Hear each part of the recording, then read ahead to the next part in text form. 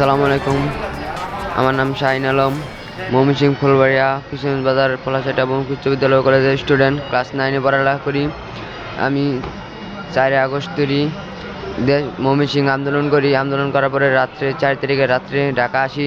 আসার পরে 5 তারিখে সারাদিন আন্দোলনে যাই। আন্দোলন কাটানোর পরে বিকাল 4টার সময় ভালো কাটছিল আন্দোলনের সময়। পরে পুলিশে গ্যাস মারে, হঠাৎ করে গাড়ির টেনে পুলিশে গ্যাস মারার কারণে চোখে কিছু দেখতে পারি না। যাওয়ার সময় পুলিশে বাইরে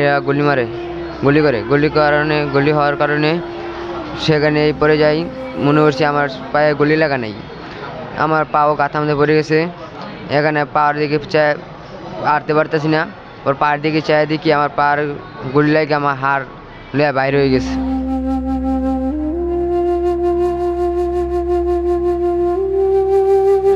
আমার ছেলে 5 তারিখে গুলি খায়, না হতো পরে অন্তিকে আমার ভাইয়ে ফোন দিছে। পরে আমরা গেছি, যাইয়া হেনতিকে আইনা 4-5টা হাসপাতাল ঘুরছি।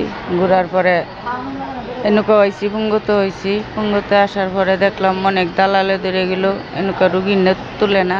পরে এনতিকে নই গেলাম, নই যে অন্য হাসপাতাল নিলাম 3 লাখ 4 লাখ টাকা খরচ করবো। পরে হেনতিকে নিয়ে রাতে 2টার সময় পুঙ্গতে আবার নিয়ে আসি। একজন লোক দুইটা নিয়ে পরে ভর্তি করে দেয়। এই চিকিৎসা আমাদের হচ্ছে না, আমাদের উন্নত মানের চিকিৎসা লাগবো। চিকিৎসা করছে, তারপর আমার আবার সমস্যা হয়ে গেছে। এখানে যে খাবারটা দেওয়া হচ্ছে এটা আমাদের কোনো পুষ্টি হচ্ছে না। আমাদেরকে তরকারি কোনো দেওয়া হয় না, মাছ গন্ধ ওঠে, এটা আমরা খাইতে পারি না। আমরা বাইরে থেকে খাওয়ানো হয় না, পরে খাইতে হয় আমাদের। উপদেষ্টারা মন্ত্রী আমাদের দেখতে আসে না, আমরা কেমন আছি, কেমন চিকিৎসা হচ্ছে না হচ্ছে, উপদেষ্টারা মন্ত্রী দেখতে আসে না আমাদেরকে। ওর বাবা রোড অ্যাক্সিডেন্টে ঠ্যাং ভাঙ্গা, বাড়ি গাড়ি কাজ করতে পারে না আপনার। তাহলে আমার 2টা ছেলে আমি বাসাত কাজ করে লেখাপড়া করাইতেছি, সংসার একটু করে চালাইতেছি। তাতে মনে করুন আমার 2টা ছেলে দিয়েই আশা ভরসা ছিল। পরবর্তীতে পড়াশোনা করতে পারবো কিনা এটা সঠিক জানি না।